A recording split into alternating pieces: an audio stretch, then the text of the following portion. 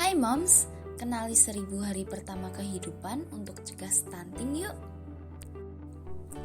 Namun sebelum itu, kita perlu tahu apa itu stunting. Stunting merupakan kondisi gagal tumbuh pada anak balita akibat kekurangan gizi kronis sejak dalam kandungan maupun bayi baru lahir. Dan kondisi ini baru terlihat setelah bayi berusia 2 tahun.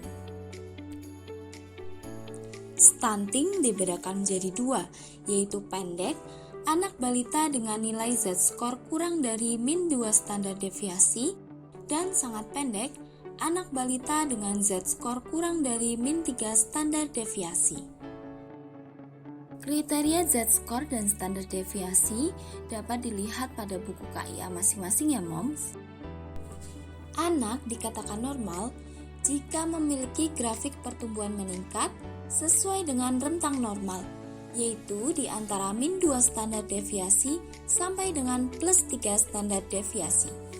Dikatakan pendek jika memiliki pertumbuhan grafik dengan rentang -3 standar deviasi sampai dengan -2 standar deviasi, dan sangat pendek dengan rentang di bawah -3 standar deviasi. Mengapa stunting bisa terjadi? Hal tersebut dikarenakan faktor ibu yang meliputi status gizi ibu hamil yang tidak terpenuhi, kurang pengetahuan, kehamilan dengan risiko tinggi, dan tinggi badan orang tua yang rendah. Kemudian faktor bayi yang meliputi BBLR dan infeksi, faktor lingkungan dan rumah tangga, dan yang terakhir yaitu faktor terbatasnya akses pelayanan kesehatan. Stunting ini dapat memberikan dampak jangka pendek dan jangka panjang. Jangka pendeknya yaitu peningkatan angka kematian dan kesakitan, perkembangan kognitif dan motorik yang tidak optimal, dan biaya kesehatan yang meningkat. Sedangkan dampak panjangnya yaitu postur tubuh yang tidak optimal saat dewasa, risiko obesitas dan penyakit lain yang meningkat, kesehatan reproduksi menurun, kapasitas belajar dan performa saat masa sekolah yang kurang optimal, dan produktivitas dan kemampuan kerja yang tidak maksimal.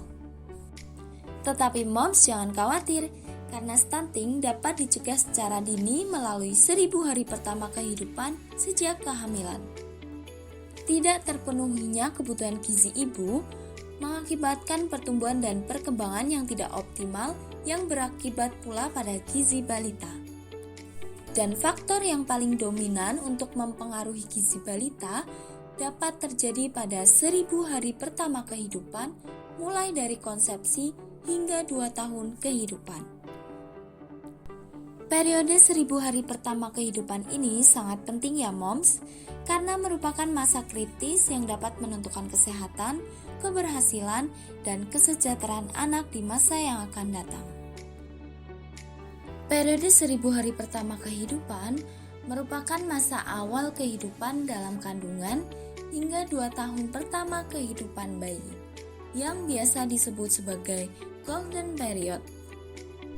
Periode ini dibagi menjadi 3 tahapan penting, yaitu tahap periode kehamilan, periode 0-6 bulan, dan periode 6-24 bulan.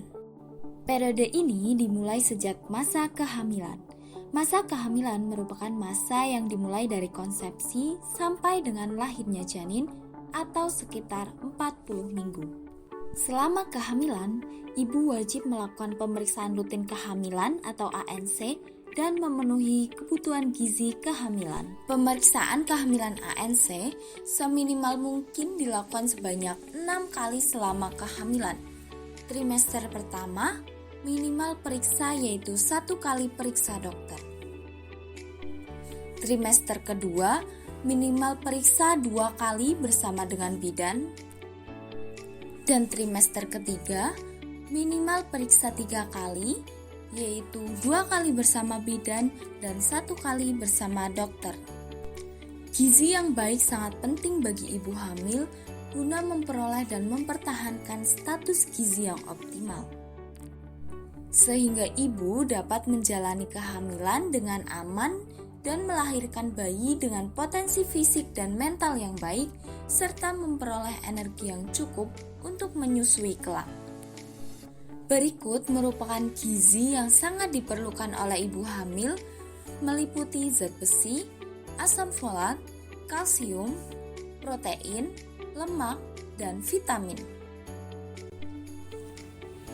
Zat besi sangat baik digunakan untuk pembentukan komponen darah, yaitu hemoglobin. Moms dapat mengonsumsi zat besi melalui tablet tambah darah minimal 90 tablet selama kehamilan, sumber hewani seperti daging dan hati, kacang-kacangan, dan sayur hijau. Selanjutnya yaitu asam folat. Asam folat sangat diperlukan untuk mencegah cacat tabung saraf pada tulang belakang dan otak bayi, serta membantu ibu hamil untuk mengontrol tekanan darah. Makanan yang mengandung asam folat dapat diperoleh dari kacang-kacangan, hati, telur, sayuran hijau, dan vitamin prenatal asam folat. Kalsium sangat diperlukan untuk membentuk tulang dan gigi bayi yang kuat. Pada ibu, kalsium membantu sistem peredaran darah, otot, dan saraf berjalan normal. Kalsium dapat diperoleh dari susu, sari kedelai, ikan dan makanan laut yang tidak mengandung merkuri, tahu, kacang-kacangan, dan sayuran berdaun hijau. Kemudian protein. Protein dapat membantu pertumbuhan jaringan, organ, dan otak bayi, serta membantu pertumbuhan jaringan payudara dan rahim ibu. Sumber protein dapat diperoleh dari daging sapi, ayam, ikan, telur, kacang-kacangan, tahu, dan tempe. Selanjutnya yaitu lemak, yang diperlukan untuk perkembangan mata dan otak janin yang sehat. Ibu dapat memperoleh sumber lemak dari alpukat, kacang-kacangan, minyak nabati seperti minyak sawit dan minyak kelapa. Dan yang terakhir yaitu vitamin. Vitamin penting sekali bagi ibu hamil, terutama vitamin B dan vitamin D. Contoh sumber vitamin B yaitu ayam, pisang, dan roti. Kemudian vitamin D yaitu susu, jeruk, ikan, dan sinar matahari. Selain makanan bergizi, moms juga perlu tahu makanan yang tidak dianjurkan selama kehamilan. Meliputi ikan, daging, dan telur mentah karena dapat menyebabkan tercemarnya kuman dan bakteri yang membahayakan. Daging jeroan karena dapat menyebabkan kelainan bentuk bawaan dan keguguran, serta makanan yang diawetkan. Kemudian ikan yang mengandung merkuri seperti tongkol dan tuna karena bisa menyebabkan racun bagi sistem saraf, sistem kekebalan, ginjal, serta perkembangan yang serius pada anak-anak. Minuman yang mengandung alkohol, kafein seperti kopi dan teh dan bersoda. Makanan yang bergas seperti nangka, kol, dan ubi karena dapat menyebabkan nyeri ulu hati. Dan makanan yang mengandung tinggi gula, lemak, makanan siap saji, dan coklat karena akan mengakibatkan mual dan muntah. Tahap penting yang kedua yaitu periode 0-6 bulan. Poin penting dalam periode ini yaitu inisiasi menyusui dini atau IMD dan ASI eksklusif. IMD merupakan proses membiarkan bayi untuk menyusu sendiri yang dilakukan segera setelah lahir atau minimal 1 jam setelah bayi lahir dengan cara diletakkan di dada ibu. Sehingga bayi akan mendapatkan kolostrum pada tetes ASI yang pertama ibu yang kaya akan zat kekebalan tubuh.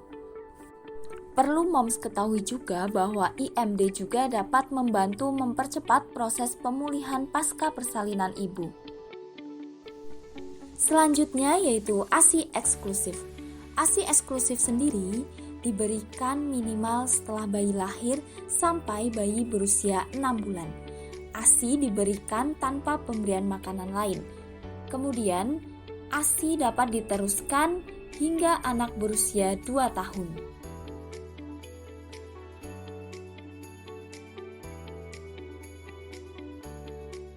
ASI diberikan menjadi 3, yaitu kolostrum, ASI transisi, dan ASI matur. Jenis ASI yang pertama yaitu kolostrum, merupakan cairan pertama untuk bayi baru lahir yang keluar dari payudara ibu sebelum ASI keluar. Kolostrum sendiri penuh dengan zat pertahanan tubuh untuk melawan zat asing yang masuk ke tubuh anak sehingga anak bisa terlindungi. Kolostrum dapat melindungi anak dari berbagai penyakit, salah satunya yaitu diare.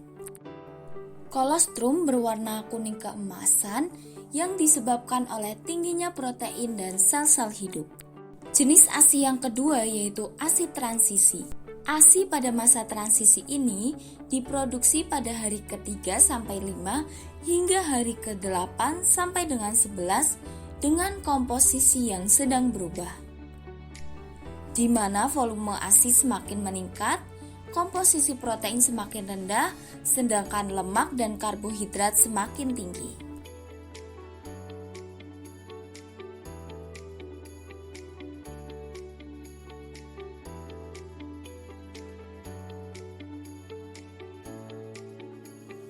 Yang terakhir yaitu ASI matur.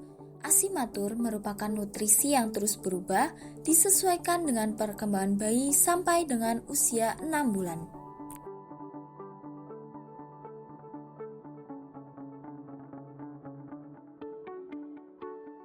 Tahap yang ketiga yaitu periode 6 bulan sampai dengan 24 bulan. Ketika anak berusia 6 bulan, pada masa ini anak mulai diberikan makanan pendamping ASI atau MPASI.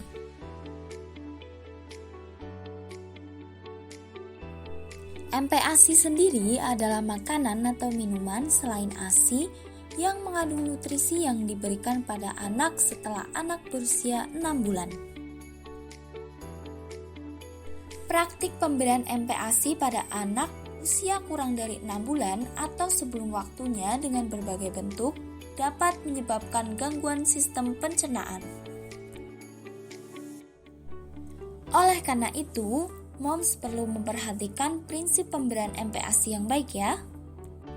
Prinsipnya yaitu diberikan tepat waktu, aman,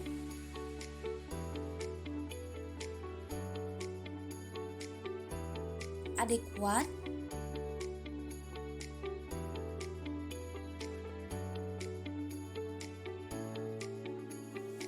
dan dengan cara yang benar.